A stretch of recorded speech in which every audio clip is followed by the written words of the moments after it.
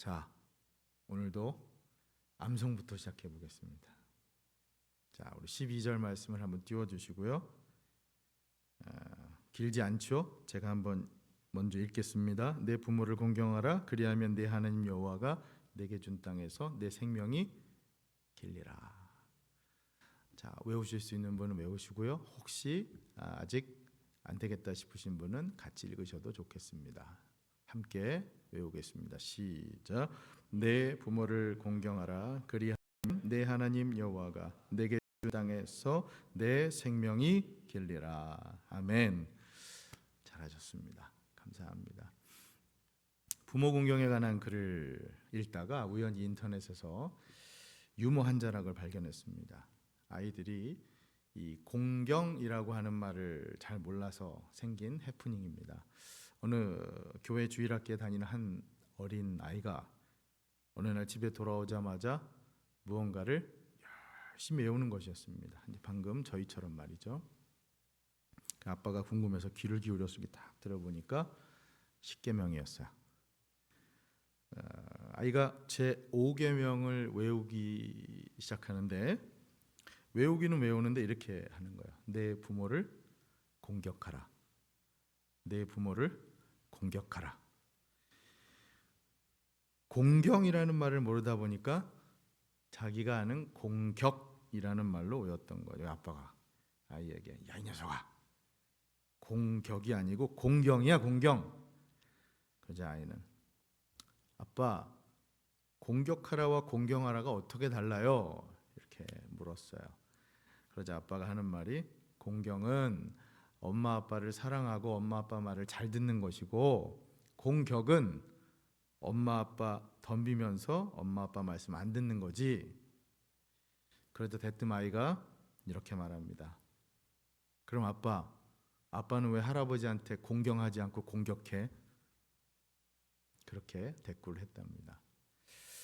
이 예화는 부모 공경의 교훈도 중요하지만 부모 공경의 모습은 억지로 가르치는 것이 아니라 흔한 말로 보고 배운다는 교훈을 담고 있습니다. 그러니 나는 지금, 여러분들은 지금 여러분들 자녀들과 후손들에 의해서 카피되어지고 있다 라는 그런 마음으로 신앙생활을 해야 한다는 것이죠. 사실 이 부모 공경에 관한 가르침은 한국인들에게는 아주 익숙합니다. 친숙하죠. 왜냐하면 한국은 오랜 전통이 유교 전통이기 때문에 부모님께 효도해야 한다라고 하는 가르침이 자연스럽잖아요. 하지만 부모 공경은 여러분 유교적인 가르침이 아니라 성경적인 가르침입니다. 왜냐하면 10계명 중에 대표적인 계명이 바로 부모 공경에 관한 가르침이기 때문이죠. 그래서 오늘 이 말씀을 시작하면서 하나님께서 왜 굳이 부모 공경의 이 계명을 10계명 안에 넣으셨을까? 달리 말하면 이 부모 공경의 중요성이 뭐냔 말이에요. 여러 지켜야 할 계명들이 분명히 있음에도 불구하고 우리 삶 가운데는 부모 공경에 관한 계명을 10계명에 넣을 만큼 하나님께서 중요하게 여기신 이유가 무엇일까? 그것부터 한번 짚고 시작해 보려고 합니다. 우선 첫 번째, 부모 공경의 중요성은 이 10계명의 순서를 보면 쉽게 짐작할 수가 있습니다. 여러분 지금까지 우리가 1계명부터 4계명까지를 다루었지만 1계명부터 4계명이 다 어떤 계명입니까? 하나님을 향한 계명. 한자로 얘기하면 대신 계명입니다. 자, 그런데 이제 5계명부터 10계명까지는 사람과의 관계, 사람을 대하는 그런 계명이죠. 그래서 한자로 대인 계명이라고 할 수가 있죠. 그런데 그 중에 첫 번째가 부모 공경에 관한 계명이라는 겁니다. 그만큼 사람 사이의 관계에 있어서 부모 공경은 기본이 된다는 것이죠. 뿐만 아니라 둘째, 부모 공경에 관한 계명은 근본적으로는 점점점 그 영역을 확대해 간다면 우리의 영적인 아버지, 하늘 아버지를 공경하라는 명령입니다. 켈빈은 이렇게 얘기를 해요. 하나님은 부모를 통해서 우리를 자신에게로 부르신다. 우리는 우리 부모님에게 복종하는 것을 배움으로써 하나님께 복종하는 것을 배운다. 여러분, 이렇듯 우리는 부모 공경을 통해서 하나님을 경외하는 법을 배워야 합니다. 단순하게 얘기하면 부모를 공경할 줄 모르는 사람이라면 하나님을 경외할 줄도 모를 수 있다는 것이죠. 물론 이렇게 획일적으로 얘기할 수 없는 케이스도 있어요. 왜냐하면 예외가 있을 수 있죠. 어떤 부모님들의 경우는 정말 자녀들에게 몹쓸 짓을 하는 부모도 있어요. 실제로 우리 성도님들 가운데 어린 시절 부모님한테 너무나 많은 매를 맞고 그것이 트라우마가 돼서 이 학대를 받은 그것으로 힘들어하시는 성도님도 계십니다. 어떤 부모의 경우에는 정말 뉴스에나 나올 법과 같은, 여러분 정말 짐승만도 못한 짓을 저지르는 그런 부모도 있잖아요. 여러분, 짐승은 자기 새끼를 위해서 죽기라도 하려고 하는 그런 모성애가 있지만 사람은 그렇지 못한 모습을 우리 가끔 뉴스를 통해서 접할 때 얼마나 안타깝습니까? 하지만 여러분, 그렇기 때문에 도리어 역설적이지만 이 5계명이 필요하다는 거죠. 우리가 사는 이 현대사회, 오늘날 사회가 부모 공경의 원리를 무시하기 때문에 이 5계명이 더 강조되어야 한다는 뜻입니다. 다시 말해 부모 공경의 계명이 중요한 이유는 부모 공경을 통해서 하나님을 경외하는 법을 배워야 하는 것도 있지만, 셋째, 오늘날 우리가 사는 이 사회가 인륜이 너무나 무너지고 그런 세태에서 더욱 부모 공경의 계명을 가르치고 지켜야 할 필요가 있다는 뜻입니다. 잘 아시지만 여러분, 오늘날 우리의 사회가요, 특징 중 하나가 점점 더 이혼이 늘어나고 있는 추세입니다. 말씀하기가 참 어려운 부분이에요. 힘든 부분이에요. 우리 성도님들 가운데도 다른 분들이 알면 한국적인 문화에서 더더욱 부끄러움도 있고 그렇죠? 그런데 실제로 우리 성도님들 가운데 말씀 나누다 보면 많은 분들이 가정의 아픔으로 힘들어하고 계세요. 남의 얘기가 아니에요. 또한 통계에 의하면 서구 사회는 자녀들이요 3분의 1, 거의 3분의 1이 정상적인 부부관계에서 태어나지 않는다고 기록이 나옵니다. 여러분, 미국도 이런 현상이 지금 점점 심하잖아요. 무슨 말이냐? 아이들이 태어나도요 엄마는 알아도 아빠가 누군지 몰라요.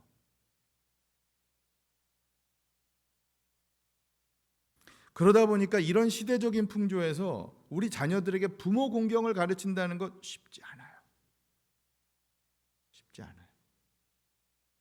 하지만 역설적으로 더욱 해야 할 일 가운데 하나가 바로 이 5계명을 가르치는 것. 왜냐하면 이 말씀은 하나님께서 우리에게 주신 성경 말씀이기 때문입니다. 믿습니까? 네. 자, 그런데 이 부모 공경이 이렇게 중요하지만 실제로 살아가면서 우리가 이 계명을 지키는 게 참 어려워요. 어떤 목사님 그러시더라고요. 왜 10계명에 자식 사랑하라는 계명은 없지만 부모 공경하라는 계명이 있냐? 그 이유. 그렇잖아요. 여러분, 10계명에 자식 사랑하라는 계명은 없잖아요. 그런데 부모 공경하라는 계명은 있잖아요. 그건 부모 공경이 그만큼 더 어렵기 때문이다. 자식 사랑은 그만큼 더 쉬울 수 있다. 여러분, 죄송한 얘기지만 자식 위에 돈 쓰는 거 아낌없이 쓰려고 하지만 오늘날 부모가 부모님 위에 돈 쓰는 것은 이것저것 따질 때가 더 많아요. 내리사랑이라고 하죠. 사랑은 물 흐르듯 위에서 아래로 흐르듯, 그 사랑이 위에 부모님한테 올려드리는 것보다는 오히려 우리 자녀들에게 사랑을 쏟는 게 훨씬 더 쉬운 세상이라는 거예요. 그게 사람의 본성이에요. 우리 청년부들 여자친구 남자친구한테 선물하는 거 아낌없이 쓰는데 부모님한테 선물하는 것은 그렇지 않을 때가 있잖아요.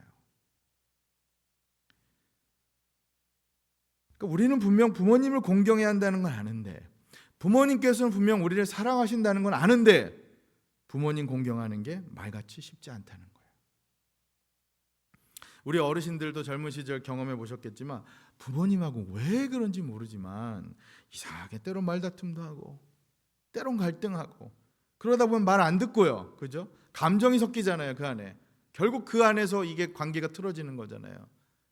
그런데 부모님 돌아가시고 난 다음에는 더 이상 얘기할 것도 없고 감정 섞일 일도 없고 마음속에 애타는 마음만 있죠. 살아생전 잘해드릴 거라는 마음. 부모님 연세 드시면 점점 더하죠. 우리 부모님들 은퇴하고 세상 말로 이빨 빠지고 뭐 발톱 손톱 다 빠지고, 그런데 그런 시절에 부모님 공경하라고 하면 자녀들이 이게 피부로 와닿지 않아요. 왜? 부모님 힘없잖아요. 우리 어르신들 잘 알지만 은퇴하면 돈벌이도 없고 오히려 자녀들이 돈은 더 많이 벌어요. 안타까운 일이지만 내가 죽을 때까지 재산을 자식에게 내놓으면 안 된다, 그런 우스갯소리를 하잖아요. 왜요? 그래야 손주들이라도 데리고 와서 명절 때 같이 밥이라도 먹을 수 있다고. 어르신들은 그런 얘기도 하잖아요. 그러니 여러분, 그렇기 때문에 이 5계명이 더 특별하다는 겁니다. 부모님이 꼭 나보다 힘이 있어서, 나보다 강해서, 재력이 강해서 공경하라는 뜻이 아니에요. 오히려 나보다 힘이 약해도, 기억력이 점점 약해져도, 머리카락이 점점 빠지고 새하얘지셔도, 다리는 얇아지시고 점점 노쇠화해 주셔도 그래도 공경하라는 뜻이에요. 그렇게 가르치라는 거예요. 우리 자녀들과 후손들에게 약자를 더 돌보라는 것이죠. 제가 한 번은 아내와 우연히 영화 얘기를 하는데 자기가 정말 감명 깊게 본 영화가 있다는 거예요. 그 어떤 영화냐고 제가 물어봤더니 그 영어 제목으로는 My Greek Big Fat Wedding이라는 영화예요. 그러니까 한국식으로 하면은 나의 그리스식 웨딩이라고 하는 제목이에요. 저도 봤는데 저는 별로 기억이 나질 않더라고요. 그래서 아내 보고 왜 그 영화가 감명 깊었냐고 물었더니 영화 속의 주인공이 이 가정 형편상 이게 그리스식 가정이에요. 근데 가정 형편상 아빠가 대학 가는 것을 반대했답니다. 가부장적인 문화가 이 그리스도 똑같은가 봐요. 여러분, 한국도 이 가부장적인 문화가 센 문화잖아요. 그러니까 너무너무 절망에 빠져가지고 눈물을 흘리고 있는데 밤을 지새는데 엄마가 안쓰러워서 다가와서 위로하는 거예요. 얘야, 대학 가. 엄마가 책임질게, 대학 가. 그 딸이 하는 말, 어떻게 엄마가 책임지냐고. 우리 집에, 우리 가정의 대장, 우리 가정의 머리는 아빠인데 어떻게 엄마가 책임지냐고. 그랬더니 엄마가 하는 말, 이게 아주 재밌어요. 응, 아빠가 우리 가정의 머리인 건 맞아. 그런데 머리는 목에 붙어 있잖아. 엄마가 목이야. 머리는 목이 돌리는 대로 움직이는 대로 가게 돼 있어. 걱정하지 마. 엄마가 책임질게. 우리 어머님들 공감하십니까? 아버지가 가정의 머리지만 어머님들이 목이라고 하는 역할. 아내가 근데 이 대사에 감명을 받고 영화가 제일, 지금까지 본 영화 중에 제일 감명 깊은 영화가 이 영화라고 얘기를 하는 거예요. 여러분, 가정의 머리가 아빠이든 엄마이든 부디 성경 말씀대로 부모님을 공경하며 살아가시기를 바랍니다. 네. 한 인터넷 설문조사에서 알면서도 속아주는 자녀들의 거짓말을 조사했어요. 알면서도 속아주는 자녀들의 거짓말. 재밌어요. 1위, 커서 효도할게요. 2위, 결혼하고 부모님 꼭 모시고 살게요. 뻔히 알면서도 속아주는 거짓말입니다. 여러분, 부모님들은 다 알면서도 속아주세요. 여러분, 우리 부모님이 바로 이런 부모님이십니다. 그렇죠? 하나님께서는 그런 부모님을 공경하라고 말씀하시는 겁니다. 사랑하는 여러분, 부모님을 공경하며 사시기를 바랍니다. 혹시 그러고 싶어도 이미 부모님들께서 먼저 돌아가신 분들의 경우는 육신의 부모님이 아니더라도 우리 공동체 안에서 허락하신 부모님, 어르신들이 계시잖아요. 우리 어머님, 아버님 공경하며 살아가시기를, 이 계명을 여러분 자녀들과 후손들에게 가르치며 살아가시기를 예수님의 이름으로 축원합니다. 아멘. 자, 이제까지 5계명의 이제 중요성과 어려움, 지키기 어렵다는 것을 좀 나눴어요. 자, 이제 5계명의 의미 적용을 좀 본격적으로 나눠 보려고 합니다. 다시 5계명을 좀 읽어보죠. 본문 말씀 12절. 자, 우리 잠도 깨실 겸 같이 읽습니다. 암송하셔도 좋고요. 시작. 내 부모를 공경하라. 그리하면 내 하나님 여호와가 내게 준 땅에서 내 생명이 길리라. 아멘. 아멘. 자, 여러분, 여기 인간이라면 한 인간이 이 땅에서 만나게 되는 첫사람이 누구인가, 그것을 이 말씀을 통해서 우리가 알 수 있어요. 여러분, 인간이라면 한 인간이 이 땅에서 만나게 되는 첫사람이 누굽니까? 태어나면서 엄마, 아빠, 부모님이죠. 우리 이 자리에 함께 예배하는 우리 성도님들 가운데도 이제 막 자녀를 낳아서 부모가 되신 성도님도 계신데, 우리가 사람이 태어나면서 가장 처음 만나는 그 사람이 바로 부모님이잖아요. 그렇죠? 그러니까 부모님을 공경하라는 계명은요, 인간으로서 지켜야 할 가장 첫 번째 기본 계명이에요. 부모님을 공경함이 가정에서 정상적으로 습득되고 훈련된 사람이라면 사회생활도 교회생활도 제대로 할 수 있다는 거예요. 반대로 그게 안 되면 사회생활도 교회생활도 제대로 할 수 없다는 것이죠. 그러니 여러분, 이 5계명을 올바로 이해하기 위해서는 여기 이 내 부모를 공경하라 이 말씀에서 부모가 뭔가를 그것부터 이해할 필요가 있어요. 여러분, 부모, 이 부모는 우리 육신의 부모만을 의미하는 게 아니에요. 성경에서 이 5계명에서 여기서의 부모는 인간의 모든 관계에서의 나보다 윗사람에게 적용될 수 있는 말이에요. 부모님을 공경하라, 윗사람을 공경하라. 결국 올라가서 하나님을 공경하라, 그 뜻입니다. 종교개혁자 칼빈은 이런 얘기를 했어요. 가정은 사람이 경험하는 첫 번째 병원이자 첫 번째 학교이자 첫 번째 교회이자 첫 번째 정부이다. 이게 무슨 말이냐면, 가정은 사회의 기초 단위이기 때문에 가정이 병원 역할도 해야 되고 학교 역할도 해야 되고 교회 역할도 해야 되고 정부 역할도 해야 된다는 거예요. 그 가정이 무너지면 쉽지 않다는 거예요. 그렇기 때문에 만약 가정에서 부모 공경을 제대로 배우지 못한 사람이라면 사회에서도 권위를 존중하고 윗사람을 섬기는 거 어렵다는 거죠. 그러니 여러분, 5계명은, 여러분 잘 들으세요. 5계명은 어느 한 가정만을 전제로 우리에게 주신 계명이 아니에요. 5계명은 어느 한 가정만 행복하게 살라고 우리에게 주신 계명이 아니에요. 이것은 우리 인간 사회 전체를 포괄하는 계명이에요. 인간을 향한, 인간 사회 모두를 향해 주신 하나님의 아주 엄중하고도 사랑의 축복의 명령이 바로 이 5계명입니다. 한 가정만 그렇게 살라는 것이 아니라 한 사회가 그렇게 살라는 것이죠. 제가 생각할 때요, 제 생각인데 한국의 고유한 문화 가운데 좋은 문화라고 생각하는 게 하나 있어요. 저는 뭐냐면, 그것은 내 아버지만 아버지라고 부르는 게 아니라 친구의 아버지도 아버지라고 부르는 거.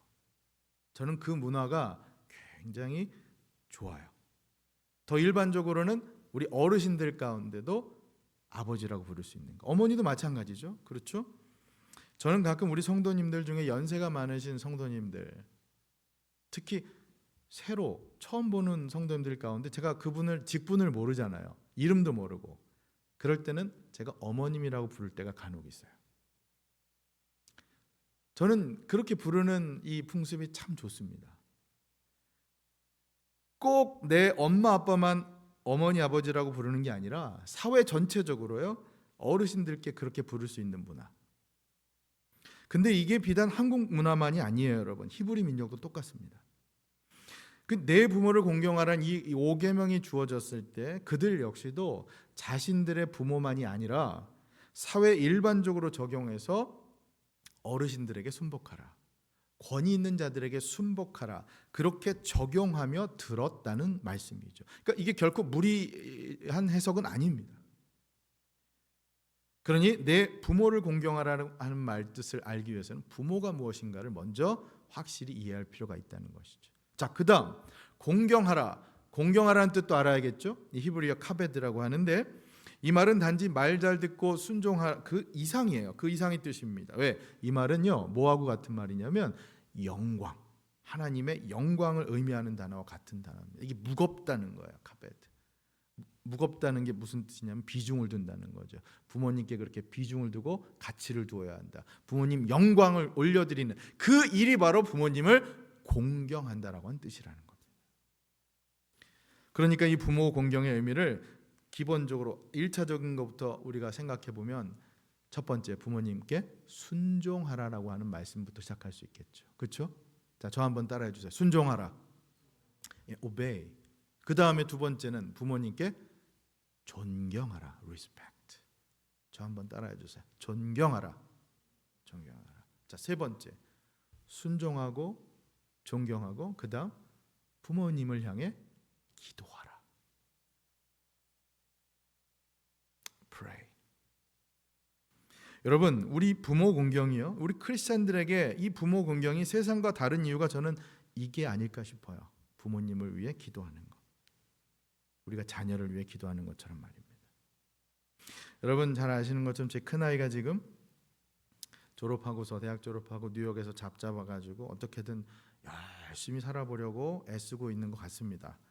요즘엔 연락도 좀 뜸해요. 바빠서 그런지 아니 재밌어서 그런지 모르겠지만. 근데 여러분 아이가 졸업할 때 졸업 전에 졸업할 때가 다 되어서 그때 취직을 해야 하니까 한 번은 전화해서 뭐라고 하냐면 엄마 아빠 기도해줘. 그렇게 얘기할 때가 있었어요. 뭐 얼마나 급했으면 그랬을까라고 생각할 수도 있겠지만 여러분 저는 아니에요. 기뻤어요. 자녀가 부모에게 기도해달라고 하는 모습. 여러분 이게 진짜 십계명을 지키는 삶 아닐까요? 마찬가지로 여러분 부모님 위해서 기도해야 합니다. 부모님께서 이 땅에 살아 계신 동안에 건강하고 평안하도록 기도해야 합니다. 또 이미 돌아가신 분들의 경우에도 감사의 기도를 해야 합니다. 나를 이렇게 키워주신 부모님께 감사하는 기도. 자녀를 향해 부모님을 향해. 이 10계명은 5계명은 그걸 우리에게 가르치고 있는 것이죠. 자, 네 번째. 부모 공경은 또 무엇이냐? 부모의 좋은 점을 본받아야 한다는 의미도 이 안에 담겨 있습니다. 한번 따라해 주시겠어요? 본받아야 한다. 예. 우리 권사님들 중에도 옛날 얘기하시면서 우리 부모님 얘기 많이 하시는 분 계시는데 우리 아버님이 어떠셨다. 우리 어머님이 어떠셨다. 그 이야기의 골자는 부모님을 본받자. 배워야 한다는 얘기죠. 여러분 부모님에게는 좋은 점이 있어요. 저도 우리 부모님에게서 좋은 점을 배웠습니다. 아버님께는 성실함을 배웠고 어머님께는 섬김을 배웠습니다. 오래전 일이에요. 한 번은 어머니께서 섬기는 교회 잠시 들러 기도하러 가시던 길에서 제가 따라갔어요. 이게 무슨 영문인지 모르겠는데 주방에 수백 개의 그릇이 쌓여 있었어요. 자, 어머니께서는 누가 이런 일을 했냐고 불평하시는 게 아니라 이놈 내가 잡아서 가만두지 않겠다 그렇게 하시는 게 아니라 그 그릇들을 하나씩 팔 걷어붙이고 설거지를 하셨어요. 그 모습을 보면서 아들인 저는 뭐라고 했냐면 엄마 왜 혼자 해? 그 수백 개나 되는 그릇 왜 혼자 씻어? 나중에 사람들 오면 같이 해. 엄마 위한다고 그렇게 얘기했어요. 여러분 저는 어머니의 그런 섬김을 본받고 싶습니다. 그런 어머니를 존경합니다. 사랑하는 여러분, 이것이 바로 부모 공경의 참뜻입니다. 순종하고 존경하고 기도하고 그 섬김을 본받는 것.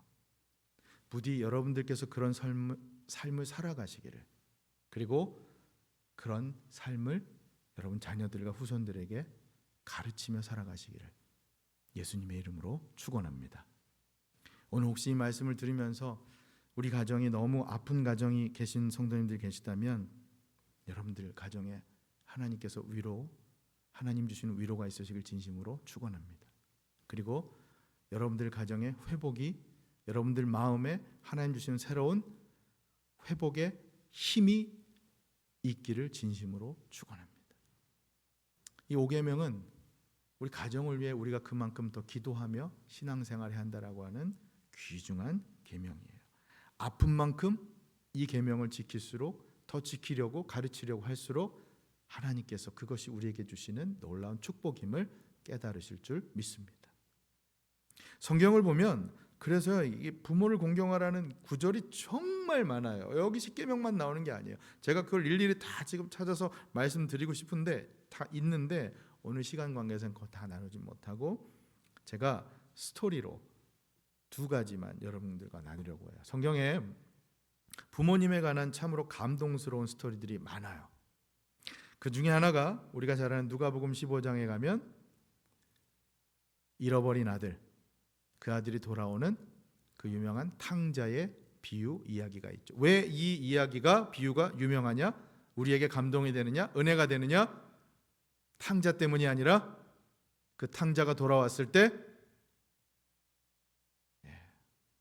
그 아들을 찾아 달려가 안아주고 맞아준 아버지 때문에. 사랑하는 여러분, 그 아버지가 바로 누구십니까? 바로 우리의 하늘 아버지시라는 걸 우린 너무나 잘 알죠. 그래서 이 이야기가 감동이 되는 거죠. 그런데요, 성경을 보면 많은 사람들이 인지하지 못하는 또 하나의 감동스러운 스토리가 나와요. 어머니 이야기예요. 구약에 창세기를 보면 야곱 이야기예요. 우리가 잘 아는 그 야곱이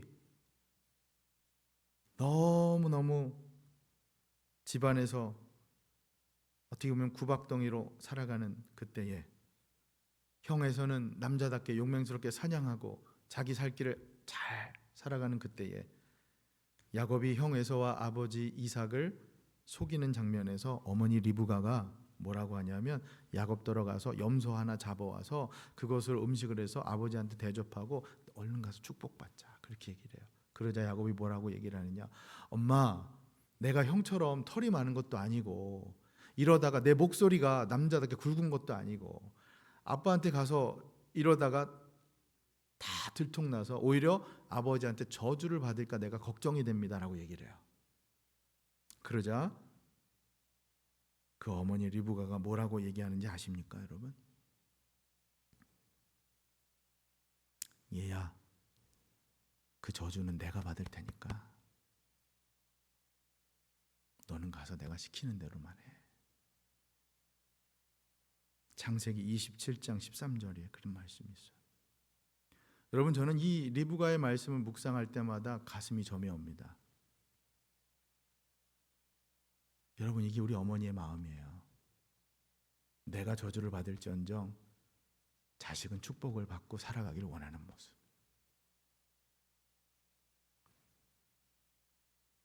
큰아들 에서는 내가 뭔가를 해주지 않아도 알아서 잘 살 것 같아요. 그에 반해 야곱은 저렇게 뒀다가는 끼니 한 끼도 제대로 못 먹고 저러다가 죽을 것 같아요. 어머니 리브가는 가만히 있을 수가 없었던 거예요. 그 애타는 그 아들을 향한 어머니의 마음으로 리브가가 저주는 내가 받을 테니까 넌 가서 제발 내가 시키는 대로 가서 아버지 이삭한테 가서 축복받으라고. 여러분, 저는 리브가가 잘했다 잘못했다 그런 얘기 하자는 게 아니에요. 다만 저는 이 장면에서 우리 어머니의 마음을 봅니다. 이 땅의 모든 어머니의 마음, 자식을 향한 사랑의 마음. 그러니 사랑하는 여러분, 우리 육신의 부모님을 공경하는 건 너무나 당연한 일입니다. 무엇보다 이것은 하나님의 명령입니다. 하나님께서는 우리가 부모 공경을 통해 이 땅의 많은 사람들과 관계를 맺을 때 그들을 존경하는 법을 배우기를 원하시고, 더 나아가서 무엇보다 우리 하늘 아버지를 경외하는 법을 배우며 살아가기를 원하심을 여러분 잊지 마시기를 바랍니다. 이게 바로 이 5계명 그 그것을 우리에게 주신 이유예요. 여러분, 지금까지의 말씀을 정리해 볼까요? 왜 우리가 부모님을 공경해야 할까요? 왜냐하면 이건 하나님의 명령이기 때문입니다. 하지만 많은 분들 말씀해요. 부모님께서 우리에게 생명을 주셨잖아. 선물로 주신 거. 그거 감사할 일이잖아. 맞아요. 맞는 말이에요. 우리는 모두 부모님으로부터 태어난 존재입니다. 우리는 모두 어머니의 자궁 속에서 10개월 동안 있어야만 했던 존재입니다. 하지만 여러분, 나에게 생명 주신 부모님께 그래서 공경해야 한다는 논리보다, 왜냐하면 그것은 예수 믿지 않는 불신자들도 똑같이 생각할 수 있는 논리잖아요. 그것보다 예수 믿어서 하나님의 자녀된 우리가 가져야 될 생각은, 하나님의 백성이라면 이 부모 공경은 하나님 나라의 삶을 살아가는 자들의 마땅한 삶의 방식이라는 거예요. 부모 공경을 통해서 하나님 경외하는 법을 배우라는 겁니다. 사랑하는 여러분, 우리 부모를 공경하고 하나님을 경외하며 살아가실 수 있기를 예수님의 이름으로 간절히 축원합니다. 이게 진짜 공경의 이유예요. 그런 의미에서 루터는 이런 얘기를 해요. 부모는 하나님의 대리자. 가정에서 부모의 역할은 신앙을 가르치고 신앙으로 살도록 이끄는 하나님의 대리자 역할을 한다는 거예요. 그렇기 때문에 부모를 공경하라는 거예요.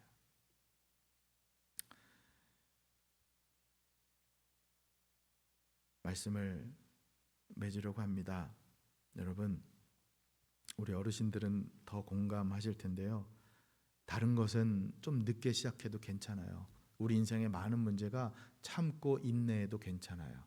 그런데 여러분, 부모님에 대한 사랑과 공경은 늦으면 후회합니다. 늦으면 늦을수록 후회합니다. 왜냐하면 부모님이 돌아가시면 하고 싶어도 하지 못하는 거거든요. 그냥 가슴만 아파서 힘들어하는 게 우리 모습이죠. 우리 부모님 기다려주시지 않잖아요. 언제 하나님께서 데려가실지 아무도 모르지만 마냥 100년, 1000년 기다려주시는 게 아니잖아요. 여러분들께 개인적으로 따로 말씀드리지 않았지만 한 달 전에 제 외할아버님께서 돌아가셨습니다. 지금 외가댁 많이 힘들어하세요. 어머니 이제 70 중반이신데 외가댁 이제 첫째시라서 할아버님이 아직까지 정정하게 살아 계셨는데, 저도 지난 봄에 겨울에 한국 갔을 때 뵙고 왔는데 이렇게 돌아가실 줄 몰랐어요. 여러분, 어르신들은 기다려 주시지 않습니다. 그러니 부모 공경은 기다려서는 안 됩니다. 지금 바로 시작해야 하는 게 부모 공경입니다. 지금 바로 시작하라고 가르쳐야 하는 게 부모 공경입니다. 여러분, 이 5계명을 지켜야 하는 또 다른 이유가, 아주 실제적인 이유가 오늘 말씀 가운데 사실 있거든요. 5계명에는요, 이 계명을 지켰을 때 마치 부록처럼 우리에게 주시겠다고 한 축복의 약속이 있어요. 여러분, 12절 말씀 다시 한번 기억해 보시겠어요? 내 부모를 공경하라. 그리하면 뭐가 되죠? 내 하나님 여호와가 내게 준 땅에서 내 생명이 길리라. 아멘.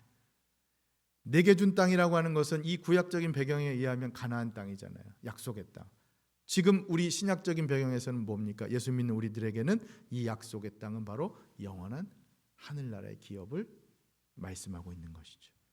부모 공경의 계명을 지키는 자에게 하늘나라의 기업을 누리게 되는 축복을 우리에게 허락해 주셨다는 겁니다.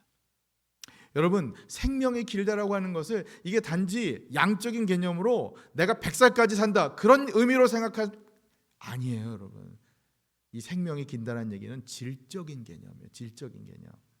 우리 흔히 그런 말 하잖아요. 내가 짧고 굵게 살 것이냐, 가늘고 길게 살 것이냐, 양이냐 질이냐. 이것은 길게 산다라는 의미, 어떤 의미냐면 질적으로 내가 가족들과 힘들게 아프고 싸워가면서 갈등하면서 그렇게 길게 산다는 게 아니라 가족들과 행복하게 화목하게 살 수 있도록 하나님께서 도와주신다는 겁니다. 그게 바로 이 부모 공경이 우리에게 주시는 하나님께서 허락하신 축복입니다. 사랑하는 여러분, 그 축복을 누리십시오. 그리고 그 축복을 가르치십시오.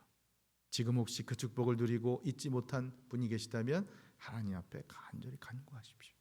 그리고 이 계명을 지키기 위해 애쓰고 힘쓸 때 하나님께서는 분명 우리 가운데 회복과 새로운 삶을 살아갈 수 있도록 우리의 삶을 인도해 주실 줄로 믿습니다. 끝으로 이걸 강조하면서 말씀을 맺으려고 합니다.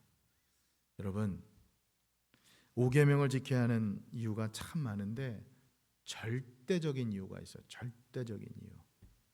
저는 참 성경을 묵상하고 연구하는 이 설교자의 입장에서 너무나 신기한 게요. 성경을 보면 볼수록 알면 할수록 정말 신기한 게 이 부모 공경, 부모 순종의 계명까지도 성경에서 가장 모범적으로 지키신 분이 있으시니 누구십니까? 예수님이세요. 예수님 우리 삶의 모든 것의 본이 되시지만 이 부모 공경, 부모 순종에 있어서도 최고의 본을 보이신 게 바로 예수님이세요. 대표적으로 겟세마네 동산에서 마지막 십자가 지시기 전 예수님께서 기도하신 것 생각해 보세요. 내 원대로 마옵시고 아버지의 원대로 하옵소서라고 하는 그 순종의 모습, 아버지께 순종하는 그 모습이에요. 예수님은 부모 공경과 부모 순종, 그것이 무엇인가 그 마지막 십자가를 지시는 그 순간까지도 우리에게 보여주십니다. 결국에는 그래서 십자가를 지셨고 결국에는 그래서 우리가 구원 누리며 살고 있지 않습니까? 사랑하는 여러분, 예수님 닮아가고 싶으십니까? 그러면 부모 공경도 예외가 아닙니다. 내 부모를 공경하라, 내 하나님을 경외하라. 부디 이 축복을 누리는 여러분과 제가 될 수 있기를 예수님의 이름으로 간절히 축원합니다. 아멘.